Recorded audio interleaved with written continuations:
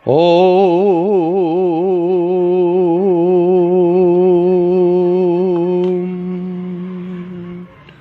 गुरुर्ब्रह्मा गुरुर्विष्णु गुरुर्देवो महेश्वरा गुरु साक्षात् परब्रह्म तस्मै श्री गुरुवे नमः। नित्यं शुद्ध निराभासं निराकारं निरञ्जनं नित्यबोधचिदानन्दं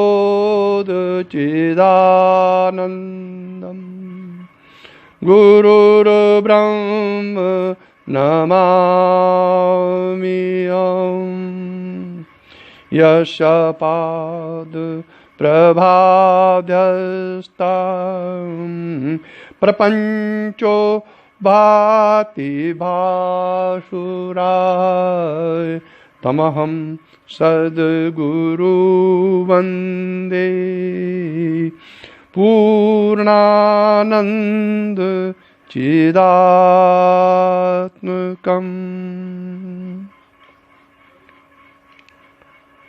बड़ौदरा गुजरात से मेरे प्रिय शिष्य श्री ज्वलंत देसाई राजलक्ष्मी सोसाइटी बड़ौदरा की प्रार्थना आई है कि मैं शिव सूत्र प्रबोधिनी पर प्रवचन करूं। उनके मन में बार बार ये आ रहा था, लेकिन मुझे नहीं बोल पा रहे थे, इस नाते कि गुरु जी को कष्ट होगा।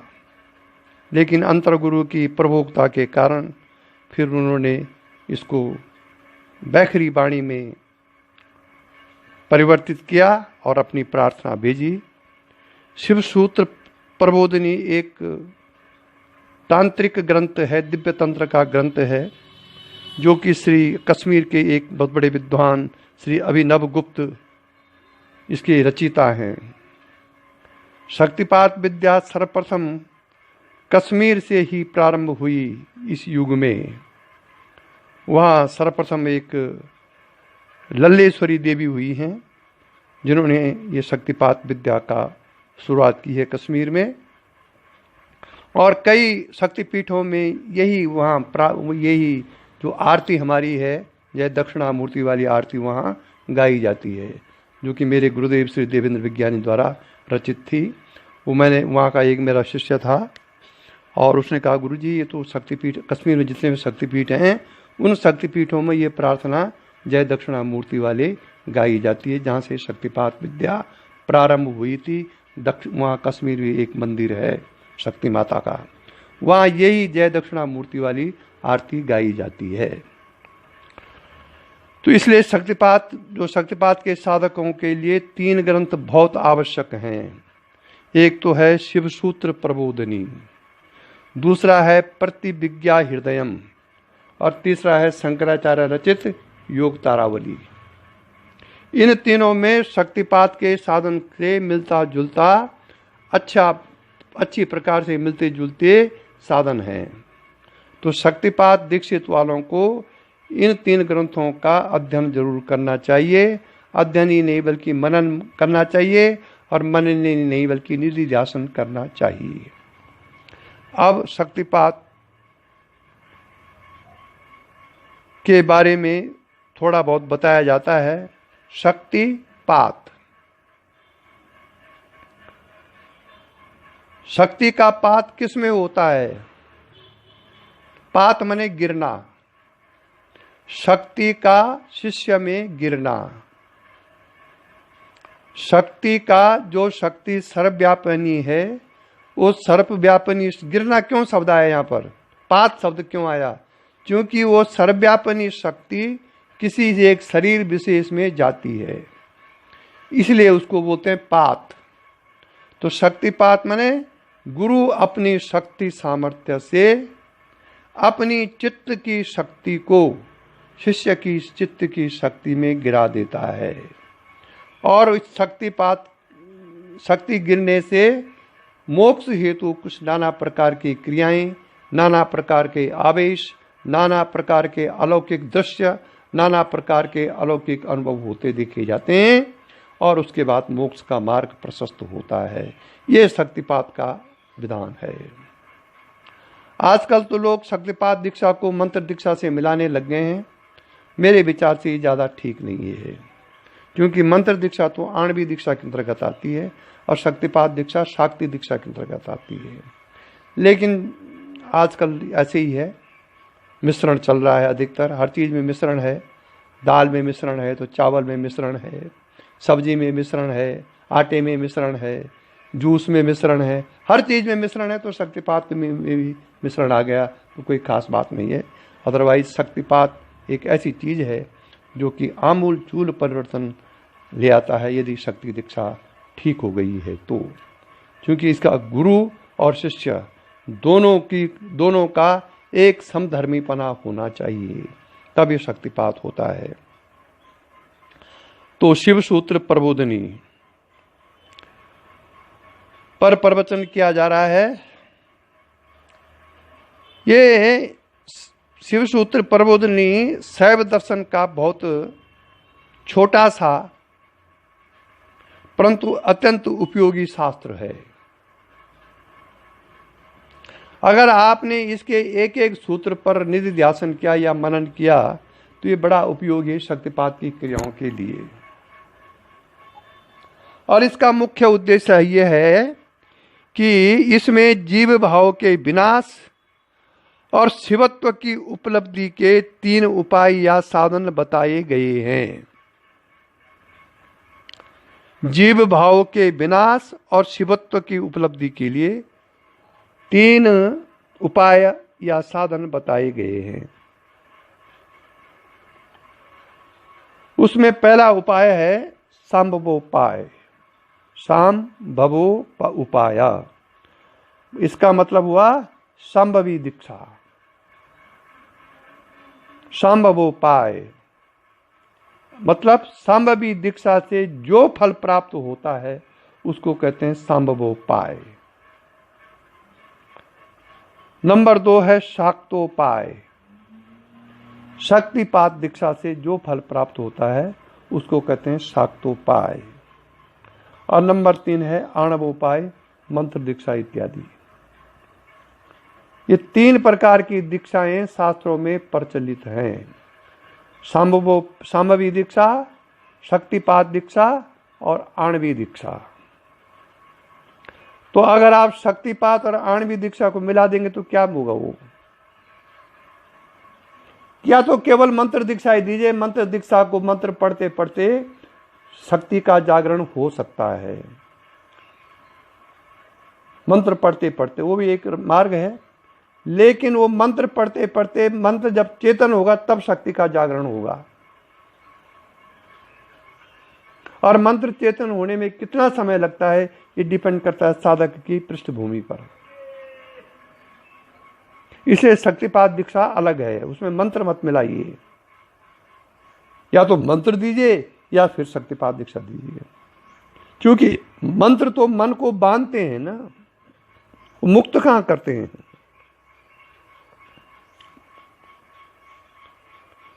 हाँ, मंत्रों से धीरे धीरे मन शक्तिपात दीक्षा के लिए तैयार हो सकता है। और ये जो 3 उपाय हैं, संभवोपाय, शाक्तोपाय और आणवोपाय, जिन्हें यहाँ कर्मशः शिवसूत्र प्रबोधनी में प्रथम उन्मेष, द्वितीय उन्मेष और तृतीय उन्मेष कहा जाता है या कहा गया है। उन्मेष का शाब्दिक अर्थ है नेत्र खोलना। उन्मेष का शाब्दिक अर्थ है नेत्र खोलना, परंतु इसमें इसका भावार्थ है ज्ञान का विकास।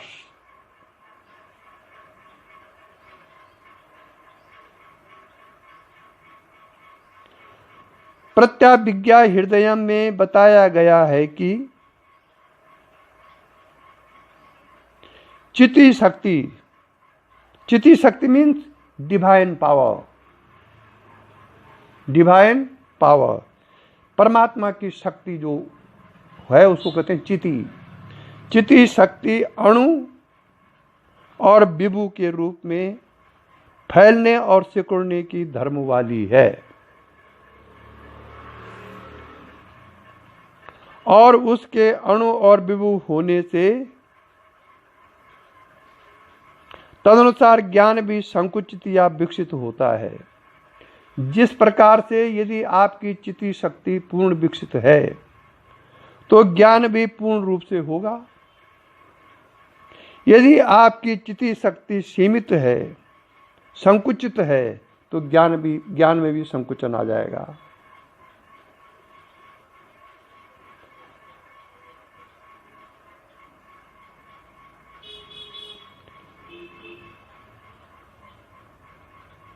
इसलिए शक्ति की अणु और विभु होने से तदनुसार ज्ञान भी संकुचित या विकसित होता है।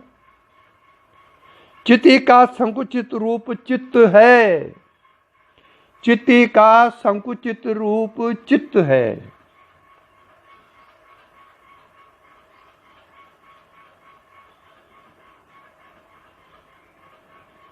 और ज्ञान का संकुचित या सीमित हुआ रूप जीवात्मा कहलाता है। नारायण जी,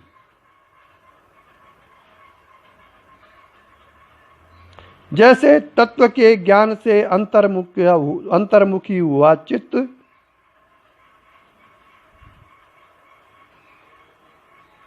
सनय सनय चेतन पदावरूढ़ होता हुआ पुनः चिति रूप चिन्मय हो जाता है, वैसे ही स्वरूप के ज्ञान से अंतर्मुखी हुआ जीवात्मा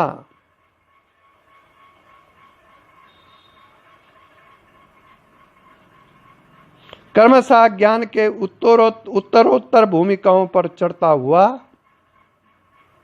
स्वयं विभु ज्ञान स्वरूप पूर्णात्मा परब्रह्म परमात्मा हो जाता है, वही जीवात्मा। इसी के साधन रूप में पहले प्रथम उन्नों में संभवोपाय बताया गया है। नारायण शिव तत्व। अब इसका प्रथम सूत्र है चैतन्यम आत्मा। चैतन्यम आत्मा, चैतन्यम आत्मा। इस उपाय में, किसमें? सामवोपाय में। इस उपाय में, सामवोपाय में साधक अपने चित्त को नहीं वरन अपनी चेतना को आत्मा समझता है।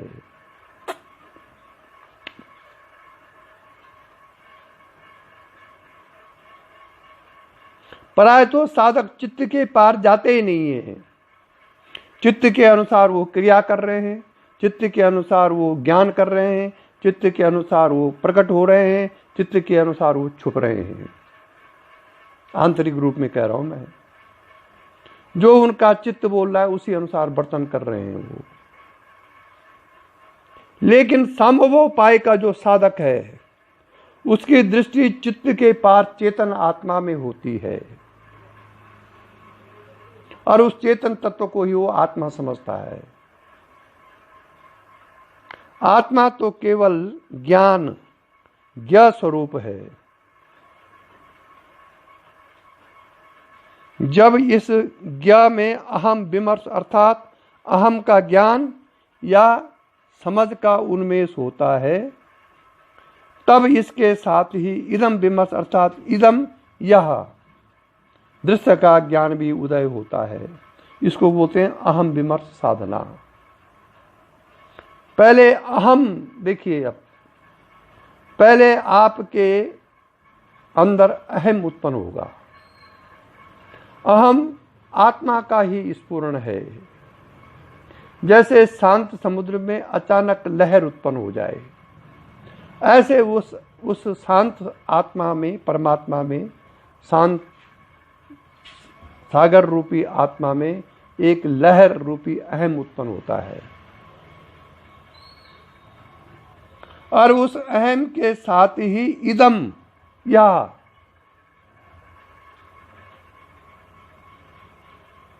का भी ज्ञान उत्पन्न होता है। दोनों अहम और इदम दोनों एक साथ उत्पन्न हो गए, दृष्टा और दृश्य दोनों उत्पन्न हो गए। साम्भवोपाय के साधक का लक्ष्य चित्त या इदम, चित्त इदम है, चित्त दृश्य है, चित्त या इदम से हटकर चैतन्य अहम पर हो जाता है, जो अहम नहीं है, जो इदम नहीं है, उसका चैतन्य पर, उसका अहम मतलब अहम नहीं है, चैतन्य, चेतना, चैतन्य, चैतन्य कौन हुआ? अहम, अहम और उस अहम का जो प्रकाश है, जैसे सूर्य की धूप है, सूर्य और सूर्य की धूप को आप अलग अलग नहीं कर सकते, इसलिए चैतन्य अहम पर उसका लक्ष्य हो जाता है। इन दोनों का अंतर उसकी समझ में आ जाता है कि अहम कौन है और अहम कौन है। ये साम्भवोपाय साधक के लक्षण हैं। वो चित्त को मिथ्या समझने लग जाता है और चैतन्य को सत्य समझने लग जाता है। ये प्रथम सूत्र हो गया साम्भवोपाय का। दूसरा सूत्र है ज्ञानम बंध। अब वैसे इसका शाब्दिक अर्थ हो गया ज्ञान बंधन का कारण है, नारायण बोलना पड़ेगा। ज्ञानम बंध माने ज्ञान बंधन का कारण है, लेकिन शास्त्र तो कहता है कि ज्ञान मुक्ति का कारण है। तब यहां कैसे?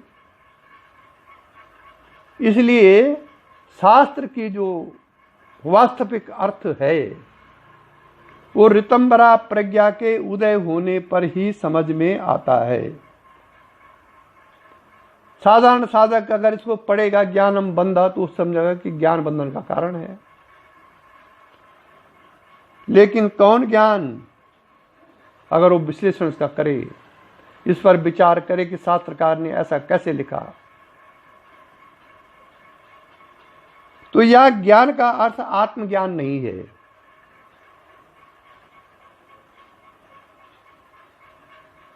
चिति और चित्त, चिति और चित्त अथवा अहम, चिति क्या हुआ?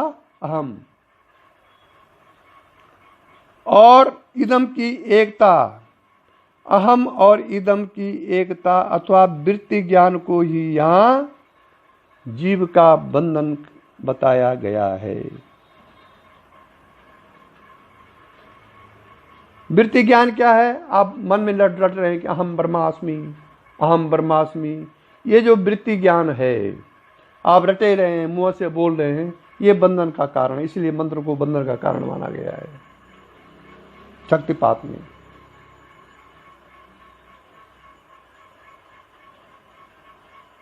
और ये जीव का जो बंधन है वृत्ति ज्ञान, जिससे साधन द्वारा मुक्त होना है, इस वृत्ति ज्ञान से। इसलिए ज्ञानम बंधा दूसरा सूत्र है शिव प्रबोधिनी में, शिव सूत्र प्रबोधिनी में। तीसरा सूत्र है योनि वर्गा कला शरीरम। देखो इसमें छोटे छोटे सूत्र देखें, इसमें बहुत बड़ा ज्ञान भरा हुआ है। योनि वर्गा कला शरीरम। ओम। बंधन का कारण माया है।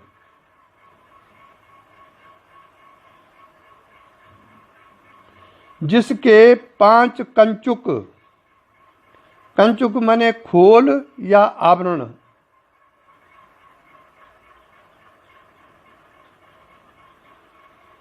काल, कला, नियति, विद्या और राग है।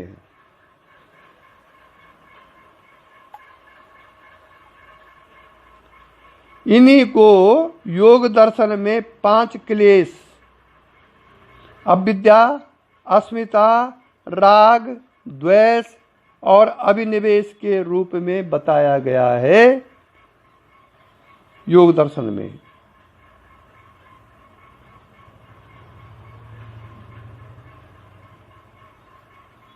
इन्हें 3 श्रेणियों में मायामल, आणवमल और कर्तृत्व भोक्तृत्व मल में बांटा गया है। इसे ही योनि वर्ग अथवा बंधन कहा गया है।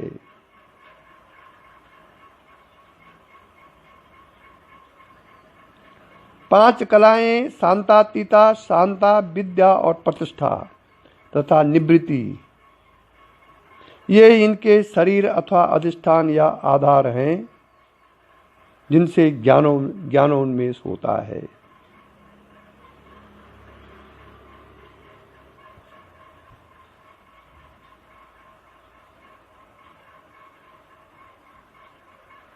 किसके शरीर हैं ये? शांतातीता, शांता, विद्या और प्रतिष्ठा तथा निवृत्ति।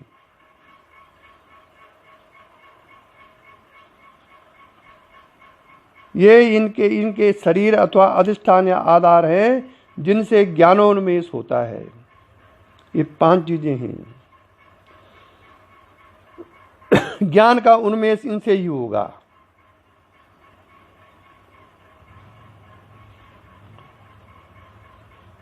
बाद बाकी आणवमल, कर्तृत्वमल, भोक्तृत्वमल, मायामल, इनसे बंधन होगा।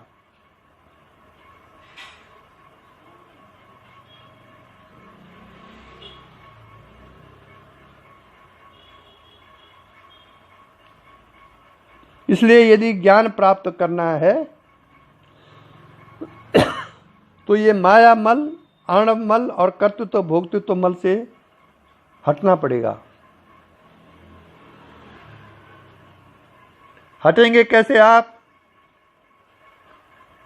अपने मन की तो हिम्मत नहीं है हटने की इनसे। गुरु भी कितनी बार कोशिश करेगा, आप फिर वहीं पहुंचेंगे जहां से आप उत्पन्न हुए हैं। एक शक्तिपात दीक्षा ऐसी है, यदि आपने साधन किया और दीक्षा आपने केवल मोक्ष के लिए ही ली, दीक्षा के समय आपका उद्देश्य केवल मोक्ष ही था,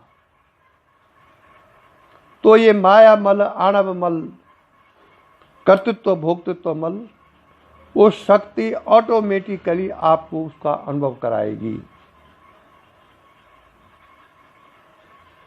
ये शक्तिपात की विशेषता है। यहां जो डुअरनेस है ना कि मैं करता हूं, ये शक्तिपात में प्रथम सीढ़ी में समाप्त हो जाता है और भाव होता है कि हम नहीं कर रहे हैं बल्कि ये शक्ति करा रही है और कराते शक्ति है, ऐसा नहीं है। ज्ञानाधिष्ठानम मातृका, चौथा सूत्र है। मातृका वर्णमाला, स्वर और व्यंजन को कहते हैं।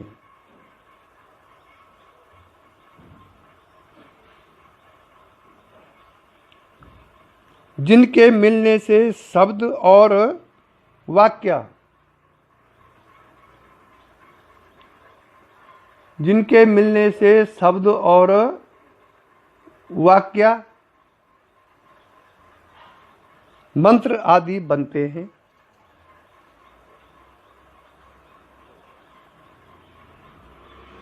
यही वाग देवी सरस्वती तथा वर्णमयी कुंडलिनी शक्ति है।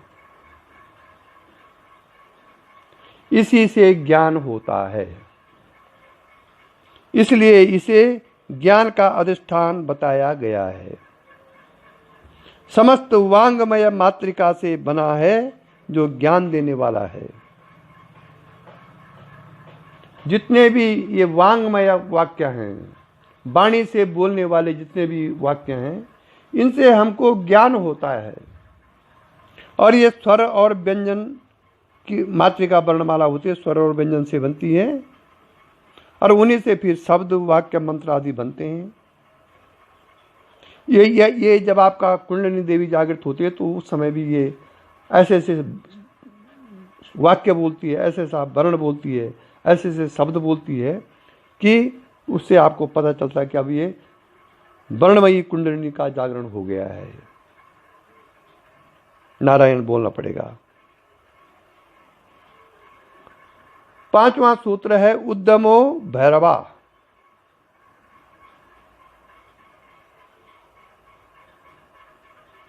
भैरव यहां मां तत्व का वाचक है, जिसे विभु अथवा समष्टि प्राण और बुद्धि बताया गया है।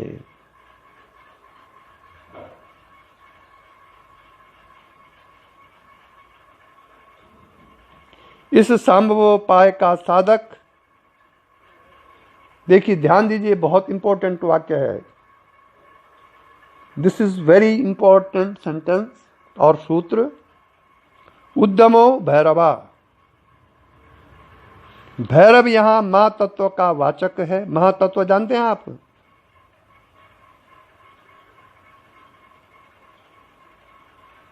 महातत्व समष्टि में होता है, व्यष्टि में मन होता है।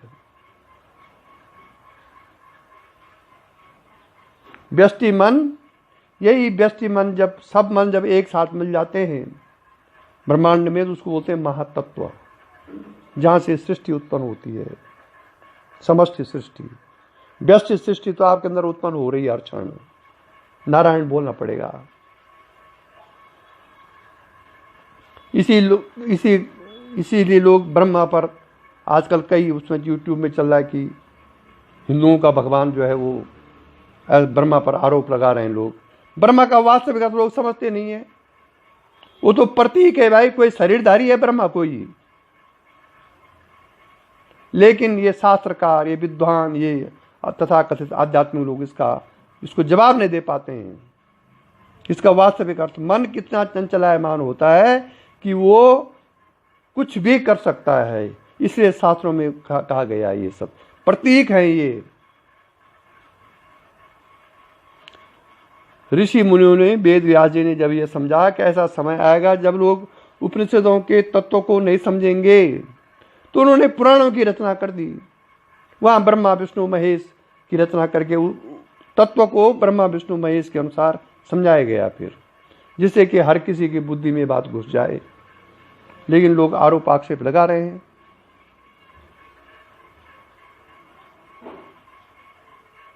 क्योंकि उनकी बुद्धि तो शरीरों में जा रही है ना।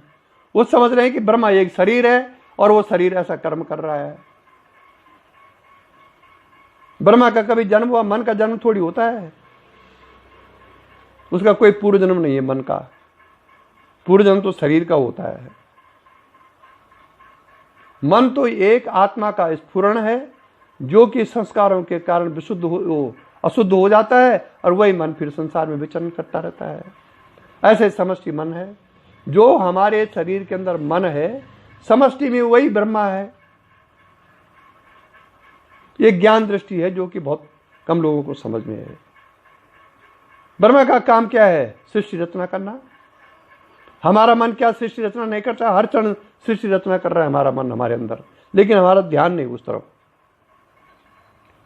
तो जिस प्रकार से हमारा व्यष्टि मन सृष्टि रचना हमारे अंदर कर रहा है, उसी प्रकार से समष्टि मन ब्रह्मा भार की सृष्टि की रचना कर रहा है।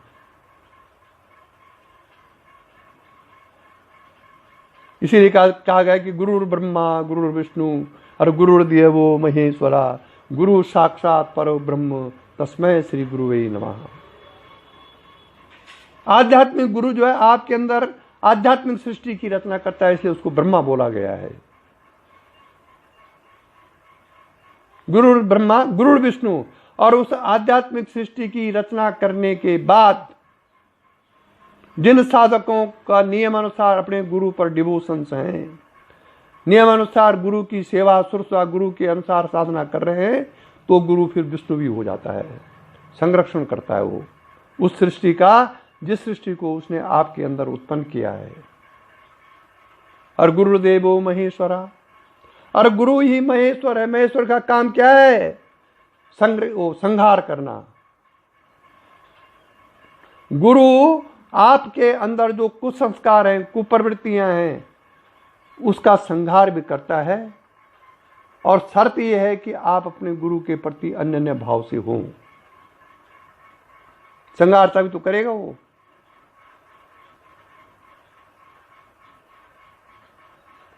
ये गुरु के सगुण रूप आ गए शास्त्रों के अनुसार, ब्रह्मा विष्णु महेश्वर। और गुरु साक्षात पर ब्रह्म। अब जो ये परम ब्रह्म परमात्मा, ये भी गुरु ही है। ये निर्गुण रूप गुरु का आ गया। तस्मै श्री गुरुवे नमः। ऐसा गुरु को मैं प्रणाम करता हूं। जो गुरु ब्रह्मा विष्णु महेश्वर नहीं बन सकते हैं, जो गुरु अपनी साधना से परम परमात्मा पर त्राटक नहीं कर सकते हैं, उनको गुरु कार्य नहीं करना चाहिए। फिर ऐसा शास्त्रों में कथन है। आजकल तो सब चलता है। लेकिन शिष्य को ग्रहण करके, शिष्य की श्रद्धा भक्ति पूर्ण रूप होने पर भी, शिष्य गुरु की आज्ञा का पालन करने पर भी, यदि गुरु उसके संस्कारों को नष्ट नहीं कर सकता है या नष्ट करने की विधि नहीं बता, तो फिर गुरु काय का?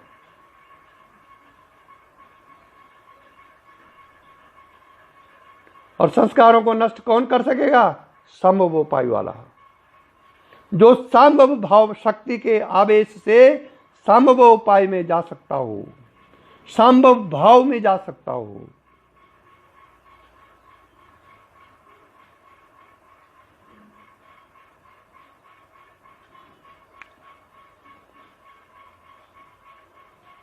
इसलिए समस्त वांगमय मातृका से बना है, जो ज्ञान देने वाला है। इसलिए इस सांभवोपाय का जो साधक है, व्यष्टि प्राण और बुद्धि से ऊपर उठकर, व्यष्टि प्राण और बुद्धि से ऊपर उठकर समष्टि प्राण और बुद्धि में प्रवेश करने लगता है। ये सांभवोपाय के लक्षण हैं। समष्टि प्राण में जाने लगता है वो।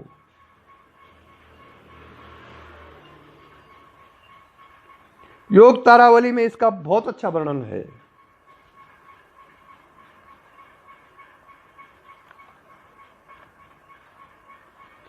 योग तारावली जिसने पढ़ा हो, उसमें इसका बहुत अच्छा वर्णन है, लिखा हुआ है उसमें। देखो,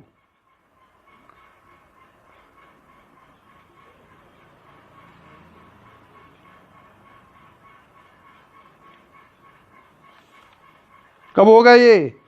अहम मम त्वादपहाय सर्व श्रीराज योगे स्त्रीमानसानां न दृष्टिताना दृश्य भावा साजिम्बते के वल संविदेवा।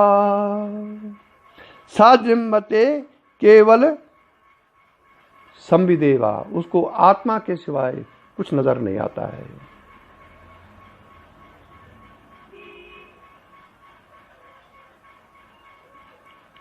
अब उसकी स्थिति क्या हो जाती है फिर? उसकी स्थिति हो जाती है फिर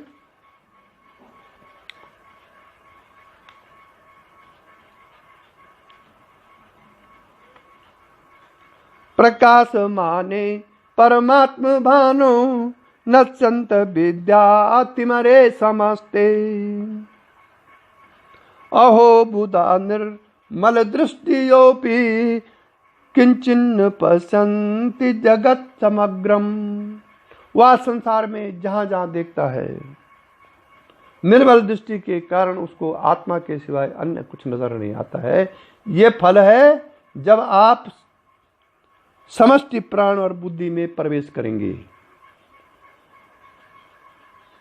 लेकिन अधिकतर साधक व्यष्टि प्राण और व्यष्टि बुद्धि में सीमित हैं। उस शरीर से बाहर जा ही नहीं सकते। बातें करेंगे बहुत बड़ी बड़ी, शास्त्र की वाणी बहुत बड़ी बात बोलेंगे, लेकिन उनको यह अभ्यास नहीं है कि कैसे शरीर से बाहर जाया जा सकता है। अपनी व्यष्टि बुद्धि को यदि समष्टि बुद्धि में मिला लें, वो अपने व्यष्टि प्राण को यदि समष्टि प्राण में मिला लें, तो फिर ये योग तारावली में जो कुछ लिखा हुआ है वो आएगा, वो आपको प्रत्यक्ष अनुभव होगा। कुछ फॉरनर साधक हैं ऐसे, लेकिन उनको कैसे समझाया जाए ऐसा, क्योंकि अंग्रेजी में तो वो शब्द है ही नहीं समझाने लायक। उनको समष्टि प्राण का क्या समझेंगे वो, क्योंकि समष्टि प्राण तो यूनिवर्सल कॉन्शियस पे जाने का एक मार्ग है। अब क्या समझाएं उनको, लेकिन हैं ऐसे जिनको ऐसा होता है मेरे अनुभव में। तब न कहीं दृष्टि रखनी पड़ती है, न चित्त बंधन करना पड़ता है, न देश काल, न वायु रोध प्राणायाम करने पड़ते हैं, न धारणा ध्यान समाधि करनी पड़ती है। असमेध माना सती राज योगे, वो राजयोग में हो जाता है। वो उसको एक स्वाभाविक रूप में ऐसा होने लगता है। इसलिए सांभवोपाय का जो साधक है वो व्यष्टि प्राण से उठ करके समष्टि प्राण में और व्यष्टि बुद्धि से ऊपर उठ करके समष्टि बुद्धि में प्रवेश करने लगता है। इसीलिए उसके उद्दमा भैरवा, उद्दम माने साधन, को भैरव कहा गया है। भैरव माने जो विश्व ब्रह्मांड में घूमने में सक्षम हो। हमारे पहाड़ों में उसको बोलते हैं भैरव देवता। उसका वाहन कुत्ता है भैरव देवता का, पुराणों के अनुसार। कुत्ते को देखते आप दिन भर घूमता रहता है, एक सेकंड भी। जो घरों में बंधे हैं संकल्प पर वो तो अलग है, लेकिन अगर उसको छोड़ दिया जाए तो दिन भर घूमता रहेगा। वो भैरव देवता का वाहन कहा गया उसको पुराणों में। हमारे पहाड़ों में किसी जमाने में भैरव देवता की बहुत पूजा होती थी, तो इसलिए उद्दमा भैरवा। इसी के साथ आज का ये प्रवचन समाप्त हुआ। 5वें सूत्र तक हुआ, कल से 6वां सूत्र होगा। और यही दिव्य दृष्टि हमें दीजे भगवान, हो कण कण में निस दिन तुम्हारे ही दर्शन। लखूं नित्य सर्वत्र मूर्ति तुम्हारी, सुनो जड़ जगत से ये कीर्ति तुम्हारी। यही दिव्य दृष्टि हमें दीजे भगवान, हो कण कण में निस दिन तुम्हारे ही दर्शन। प्रलय हो ये संसार और सृष्टि सारी, न विचले कभी बुद्धि निश्चल हमारी। यही दिव्य दृष्टि हमें दी जय भगवान, वो कण कण में निस दिन तुम्हारे ही दर्शन। तेरी शुभ सत्ता बिना हे प्रभु मंगल मूल, पत्ता तक हिलता नहीं, खिलता नहीं है फूल। रोम रोम में तुम रमे, फिर क्या रहा बिछो, लेकिन तुम मिलते नहीं एक ऐसा संयोग। ओम असतो मा सद्गमया, तमसो मा ज्योतिर्गमया, मृत्योर्मा अमृतं गमया। ओम शांति शांति शांति।